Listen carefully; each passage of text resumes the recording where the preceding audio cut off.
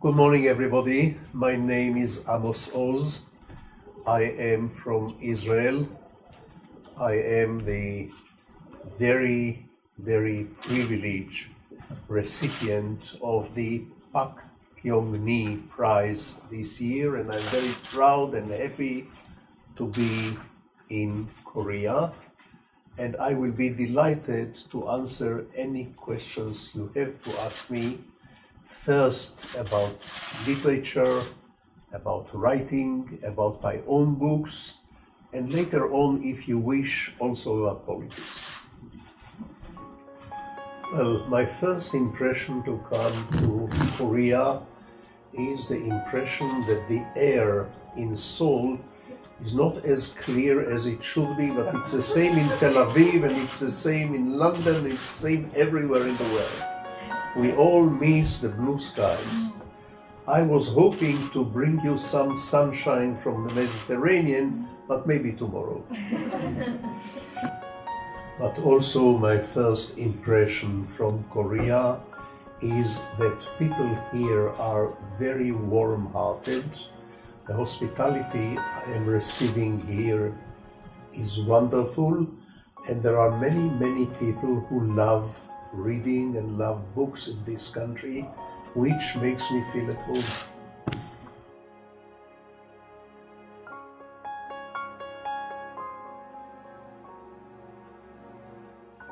Now, why do I write only in Hebrew? Hebrew is my musical instrument. I love it. It's a wonderful musical instrument. And I may not be a great chauvinist for my country. Sometimes I'm very critical of my government, but I'm always a great chauvinist for my language, which I think is a wonderful language. I love it. So even if I could write in other languages, I would still prefer to write in the language in which I dream and laugh and cry.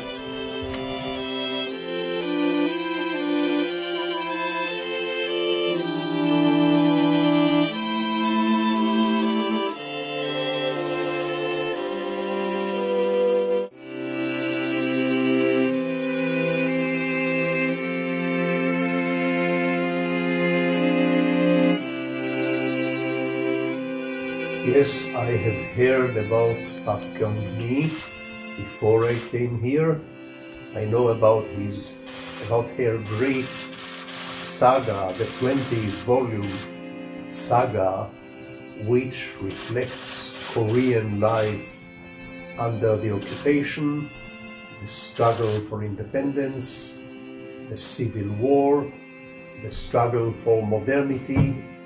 And I found this book very, very close to my heart, because in my own autobiographical novel, A Tale of Love and Darkness, in this novel I tried to do something similar, to combine the history of my people, the birth of my country and my nation, through the perspective of one family, the history of one family.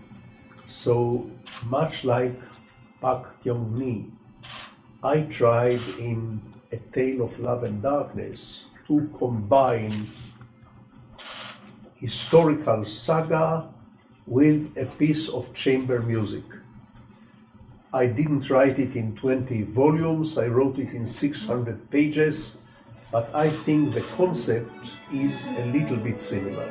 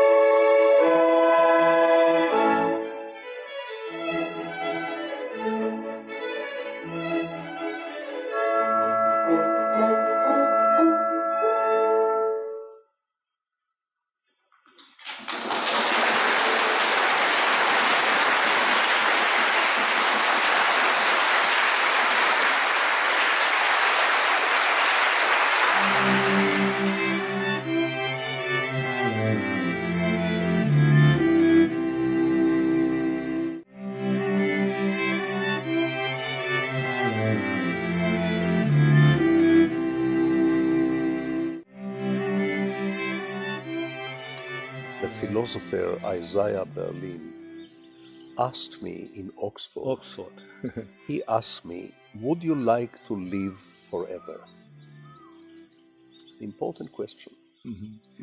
I said, yes, on 3 conditions. One condition, that the ones I love will also live forever. Second condition, that my mind still functions.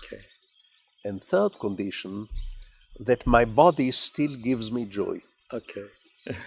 On these conditions, I would love to live forever. If one of these conditions is impossible, then I would like to go away like the sunset, very softly, very slowly, and still giving some light and some warmth to everybody. A little. Not as much as the sun can give at noon, but even at twilight, when the sun is setting, it can still give some light, some warmth, and some beauty. Even a very spatial beauty that the sun can give in the sunset. That's how I would like to go.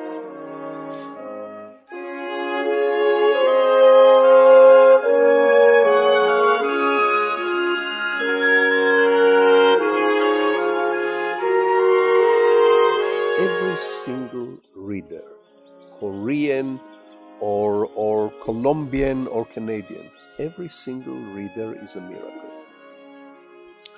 And every single act of reading a novel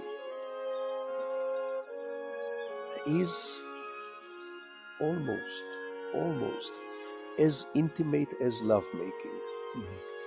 Because in the concert hall, you are in an audience with hundreds and thousands of people. In the cinema, hundreds of people. In the art gallery, many other people walking around. But reading a book is an intimate experience, one-on-one. I write the words sunset, and the reader has to bring her or his sunsets into the game. I write a broken heart, and the reader must bring her broken heart or his broken heart into the game. That's right. So it's a very intimate dance. It's a very intimate act. That's why, for me, every reader is a miracle. I don't know all my readers in Korea. I cannot know all my readers. But to me, everyone is a miracle. And I am not a politician. I'm not counting heads. If I were in the business of counting how many heads, I would run for office.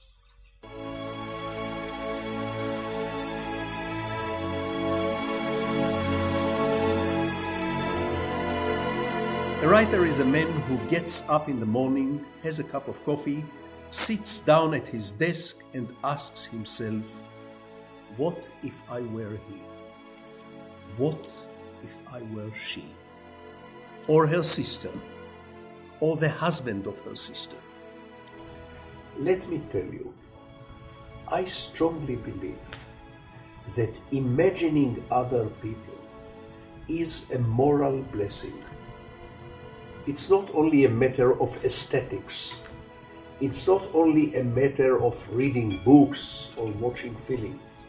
No, I think a person who can imagine being someone else is a better person than a person who can never imagine the others. I think a person who can imagine being someone else is a better parent, a better partner, a better citizen. I even say that a person who can imagine being someone else is a better lover. Ladies and gentlemen, many thanks. Gamza Hamida.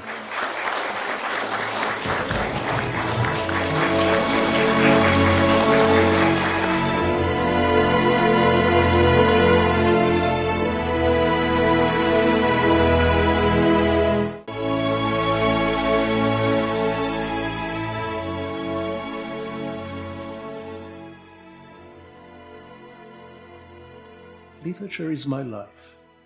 If I were a musician, maybe Yonsei University would have invited me to talk about music or even to give you a concerto.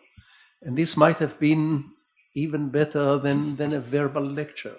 But words are my medium. I love language. I love words. I love literature. And I have a certain enthusiasm in me, a certain zeal in me to seduce other people to read literature, to tempt other people to read literature. This is the reason why in my presentation today I focused primarily on literature. But other arts are every bit as important as literature. 감사합니다, 여러분. 네.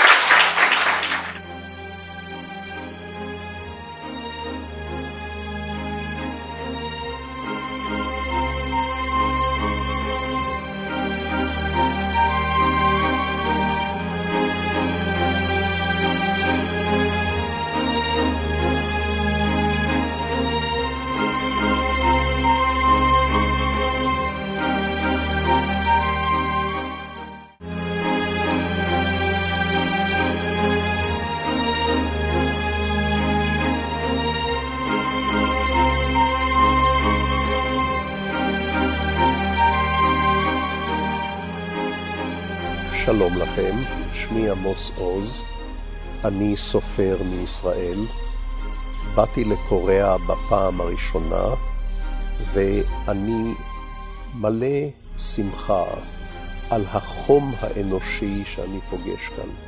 האנשים כאן הם אנשים חמים, ואני אוהב את החום הזה ושמח להיות כאן. שלום שלום לכולם.